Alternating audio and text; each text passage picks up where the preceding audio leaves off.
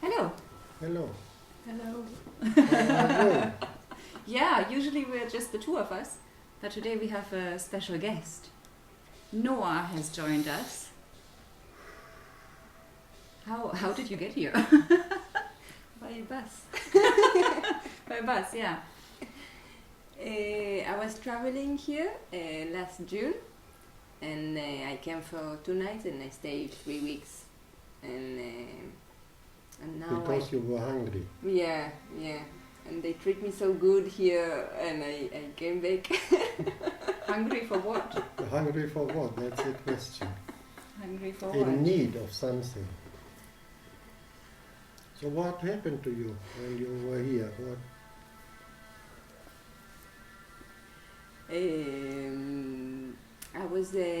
I came here, and I saw a book, and it was your book, and I read it all by 24 hours. And then something appeared, and we had the talk, and to tell everything now. and I did a big change in my life. I came back to my home, I sold everything, and I came back to Granada to Do what? To do what? study flamenco dance. Wow. Beautiful. Yeah. We saw a video. Yeah. How does it feel What to dance flamenco, to learn, to study? It's amazing. I really like the process of like training and then dancing and doing this thing, and it's make me feel like really free and really like connected to my emotions and to my body, and I see it as in a way, and Beautiful. yeah. So we put you into contact with some brainless people. Yeah. The gypsies. Mm. They are like us. Mm. They follow their heart, not their Mm. brain. Yeah. That is the difference. And they can bring it out in you. Yeah. It's really strong. So 3 weeks at Andalusia, some conversations with Effendi, some hypnosis sessions, Yeah. and you turn around your entire life. I think it brought me like the kick in the butt that I needed in my way. I was always like thinking yes, no, and with a lot of fears. And you gave me like kick Do in it. do it, just Don't do think it. about it. Just do It's it. not by thinking, it's by Yeah, doing. do it, trust, and everything will really and it was like this. The moment that I said, okay, things like just happened like really natural way and like easy, without fighting. Yeah. And I was fighting a lot before. Beautiful. Thank you. Go. We read a little bit. Yes, we could do that. So last week we read about your experience of wanting to build a cabin in the forest. That's where we ended. Killing the poor chicken. And killing the poor Oh, chicken, poor yes. chicken. Yeah. I should pray for the chicken. So we continue. So now where we continue, now you see the coincidence. The coincidence. Now, last week we simply stopped somewhere. And today we start the first sentence. There is a young, modern flamenco singer here in Andalusia who sings the following words. But what's the coincidence, flamenco? We did not know last week that you would come. You just messaged on Tuesday or something like that. Yeah. So this young, modern flamenco singer sings the following words. He who has never done evil will do evil for the rest of his life. I can't remember where this air pistol came from, but I can still see myself shooting at little sparrows or mice from the window in my room and watching them fall to the ground, dead or wounded, from the branch on which they were sitting. Other dark games that I don't want to describe here are still part of my memories to this day. On the other hand, To this day, I can still feel the tiny feet of the little mice that lived in my duvet and crawled up inside the duvet at night looking for warmth, and then sleeping warmly on my stomach or chest. I waited for them every night, so I didn't have to sleep alone. He who has never done evil will do evil for the rest of his life. Yeah, do it when you are smart, you are innocent. You just do. And maybe it's not the best thing that you are doing, but maybe it's good for you. You become aware of the darkness inside of you. And then you know it. And then you say, okay, let's control that a little bit. And thanks God we are living in some circumstances where we can control it. It's easy. But if you never do that, maybe it's always like this going to live on the countryside, in the farm. I had to do it to figure out that I don't want to live on a farm. It's too hard work. If I would have never done that, maybe I would still look to the mountain here and say, oh, it would be so nice to have a farm there. No, I don't want. I don't want it all. So again, we are at doing, not thinking. Yeah. No? Yeah. That's it. Just when you are small, it's easier just to do. It's what Bon Jovi is singing. When we were young, and what we said was what we did. Yeah, that is when you are young. But people should listen to that music. It's all there. You don't need all the holy books. It's not bad to have holy books, but it's also in daily life. You know, all the messages. Rock and roll. Yeah. Rock and roll. And look what Noah brought for you today. A guitar. Tiny little A guitar. little guitar playing. I could have put that on. It also reminds me of what you said your master said to you once about sinning. Yeah, when one of the first visits, and he looked at me and he said, "You have to sin." And I said, "Well, maybe I got the wrong door. I wanted to become spiritual." I didn't say a word, but I was thinking that. And then he said, "Look, you have to become aware there's not one single person on this planet who's good. It does not exist. 100% good. So become aware of that. Do not pretend. Do your best you can, the most honest, but you have to become aware that there's a black spot inside." So if you became aware when you were a small child, then it's easier, because you did what you have to do, and then you remember then and say, well, no, I will not repeat that. And if maybe you did not do, you follow the flamenco singer, and then you are always into dark things, because you have never done that. You have never experienced the suffering of that chicken or that bird you shut down just to see it die. Yeah, well, but you did it, and it's your part of your experience, so you will not repeat. No? Now we have maybe scorpions here on our ground, and I would go in summer to put some water for the scorpions, and no one got stung here. No. You got that respect for the enemy, because you remember your dark part is covered. You did it, it's okay. Okay? Yes. Ta ta ta ta. Later, I went to high school in Bad Gandersheim. Now there was less time to wander through nature. I had to spend many hours on the way to school every day. I still remember one event vividly. Someone had told us that you could lift a person with just one finger. It went like this. One of our friends had to sit on a chair. You can try in your school. Listen to that. One of our friends had to sit on a chair. 4 classmates stood around him, and each pressed the seated boy's head with his right hand. No, 4 people standing around that guy, putting their hands one on top of the other and pressing down. No, and the guy sits straight, pressing down. Then they counted from 1 to 3, and on the count of 3, all 4 who were standing around the chair went under the chair with the index finger of the right hand and were able to lift their comrade in the chair up with absolute ease. Making like that, and the chair with the guy on top of the chair was going up. This was astonishing and not easy to explain. Here too, I was still the leader of my companions, which gave me a reputation as a leader among the teachers.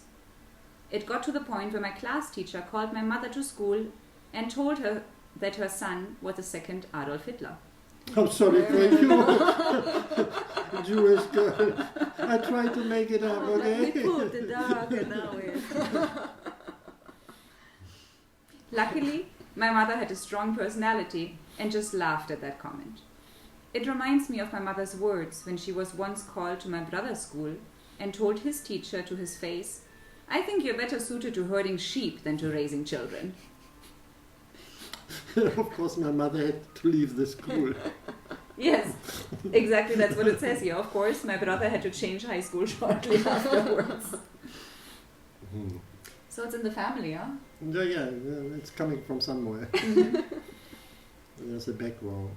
Apart from a short stay in kindergarten, from which I was expelled as far as I can remember, I attended a total of 2 elementary schools, 3 high schools, 2 middle schools, the vocational school, the evening high school, and finally university.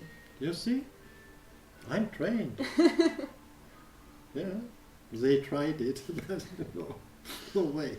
I met the gypsies, the brainless people. This was due to the confusing circumstances of our family life and several moves. It is a little bit smoky in here. So. The kindergarten was on the same street where we lived in Hanover.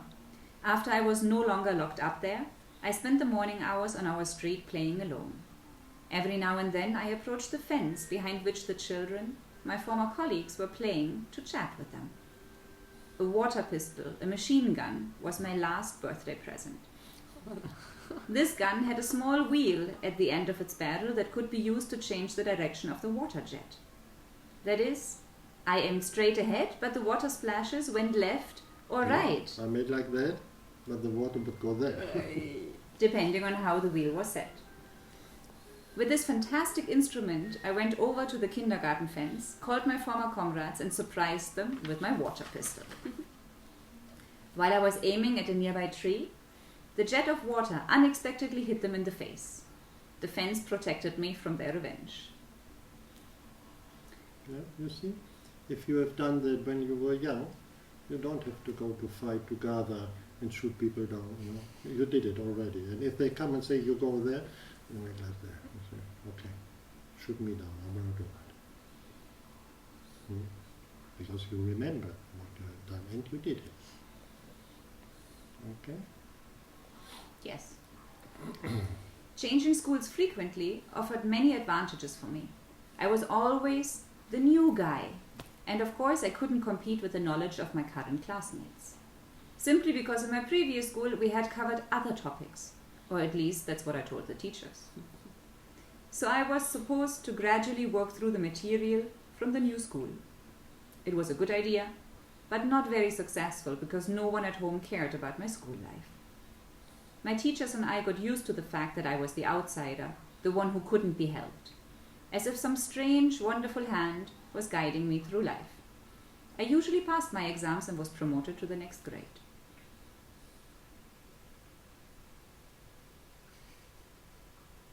What?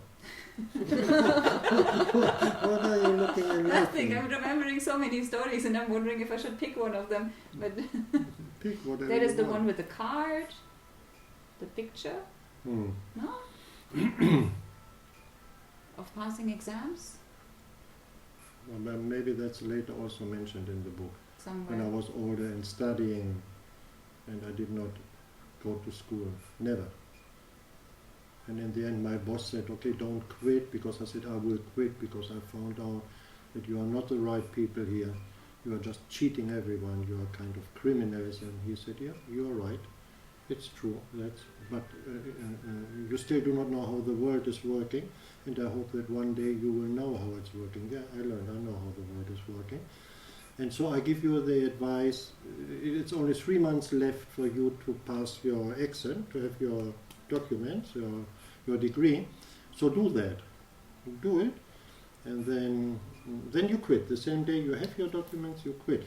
So to make it shorter, me and my friend, we never attained school. We had to go 4 days a week to work and 1 day to school. We never went there. Maybe from 150 days, or we went 10 days. So we had no idea what they were doing there.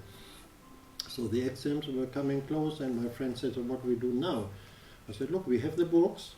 So open book of mathematics, page 2, exercise number 3, and we went through the book and the other books. I said, we cannot learn all that. We do not even know what they have done. But I tell you, let's do that. And we made the exam, and then I approved the exam as the best student of the school. Well, that's absolutely impossible. But By chance, you studied exactly what by chance, you needed to. Yeah, just what we had to, what would come up in the exam. So following I approved, intuition. and the other guy approved too. So and then they even phoned from the school and said he has the nearly highest grade. It's just missing one tiny little spot to ask him if he wants to come to. We can bring him to the highest grade, and he has to make a verbal exam. And I said, so ask them if they can bring me down. And they said, no, the grade you have is the grade you have. So I went there. I was not able to answer one single question. They were looking at me and said, how have you done that? I said, oh, that's not my problem. You told me you cannot bring me down, so that's it. And then later I found out about Yogananda. The same thing happened to him. And as I read that, and I knew that it is true because it happened to me, everyone said, you are cheating us. I mean, you studied at home or whatever. No, it's not true. I did not do. I'm not the person to study.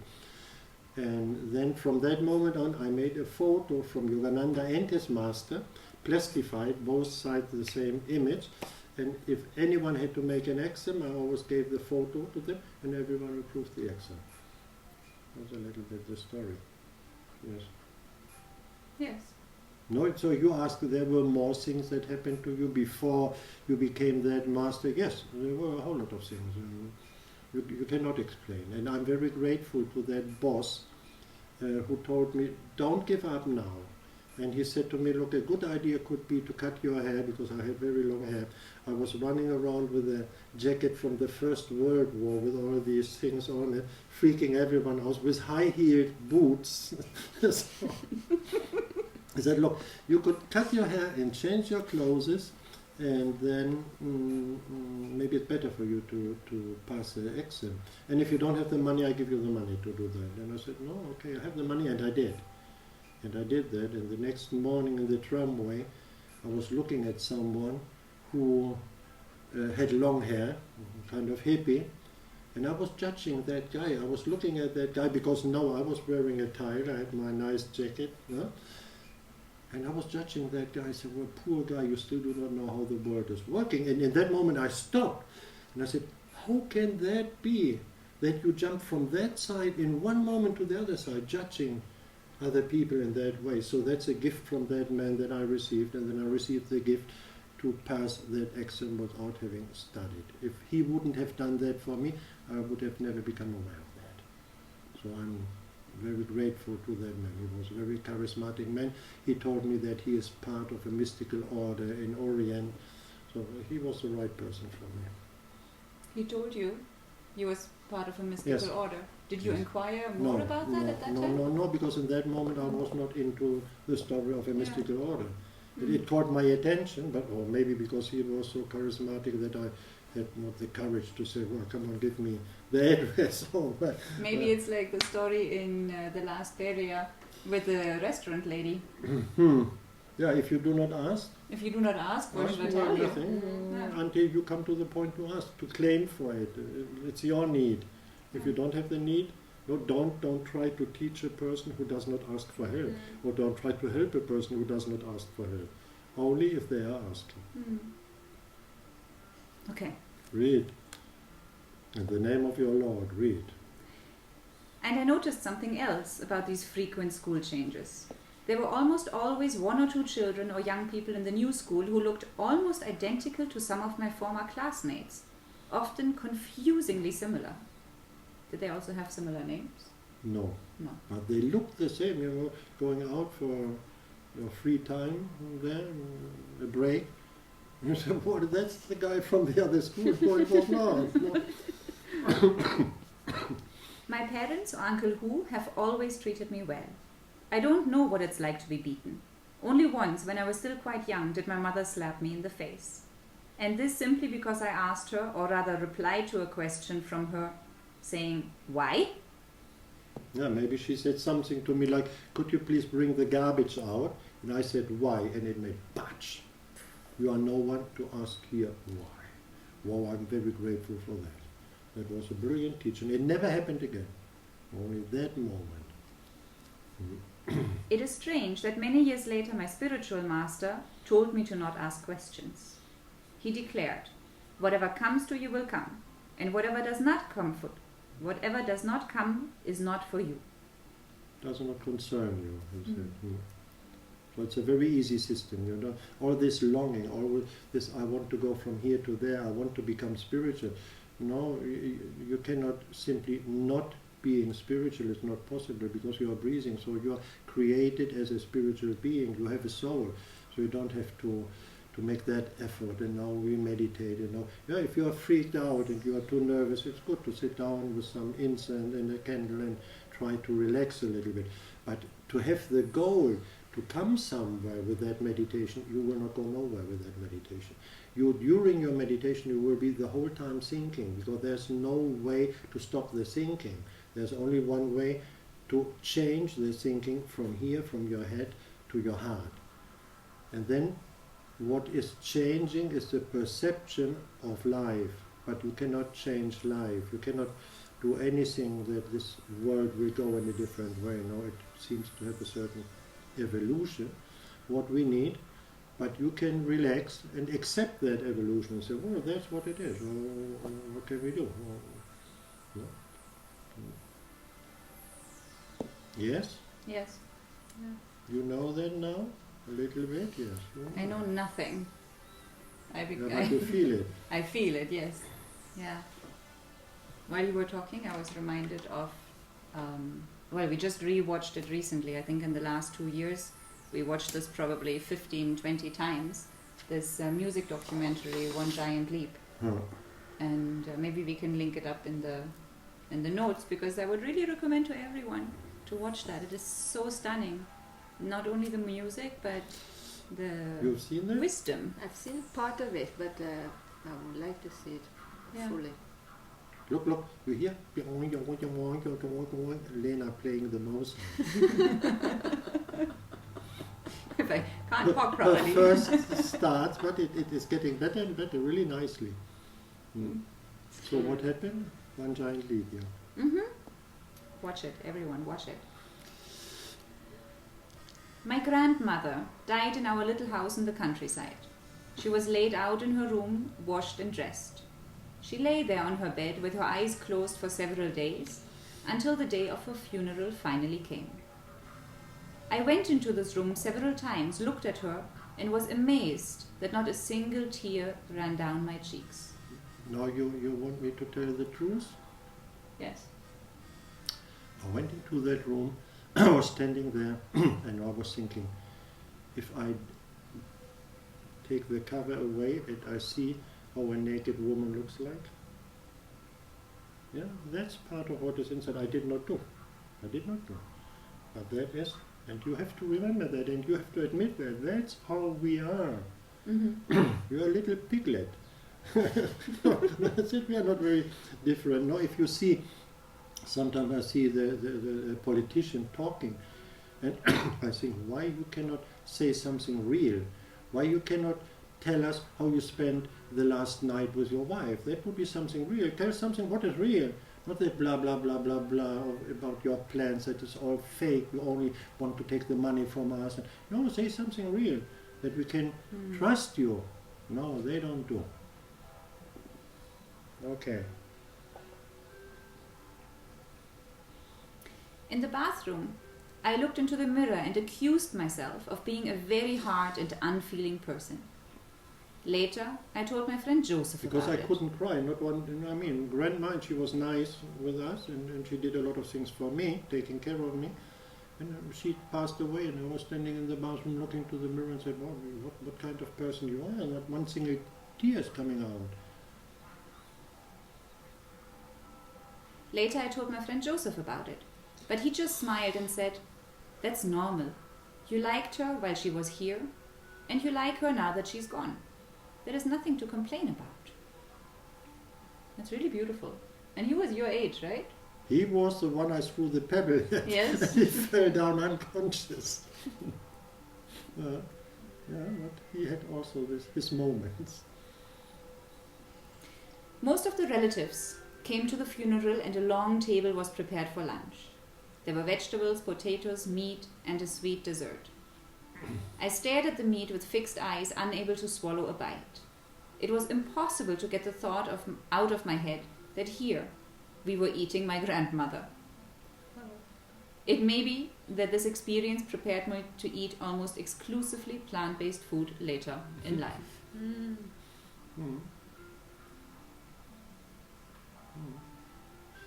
Well, that's what I was feeling in that moment. And I was looking at everyone, and everyone was there and telling stories and trying to make it nicely. No, I didn't understand what we were doing there. That was not a ceremony. That was not something to put some incense and to bury her nicely and to respect the soul of that person. And no. Just to overcome it. Mm-hmm. She is gone, and now let's make a kind of a feast. It's not a celebration. No. I'm more with the, as you say, Native American Indians. So to do something real. And I remember we went later to the cemetery to visit the grave of my grandma, and there was a big hole in the ground where they put the bones from graves they opened for new space. And I went there and I found a long bone from a leg, and my mother and Uncle Hu, they were standing next to the tomb of grandma pretending to be sad or whatever they were pretending, and I came with that bone as a walking stick. Yes. I don't remember what then happened. I suppose that Uncle Hu was laughing. Probably. My mother maybe not. Well, we just finished the chapter. So I suggest we finish here for today. If you want. Or you would like to continue a little bit more? We can finish. That's fine. Okay? Yes. And we say goodbye. There. Camera there. Camera is there. Goodbye. Goodbye.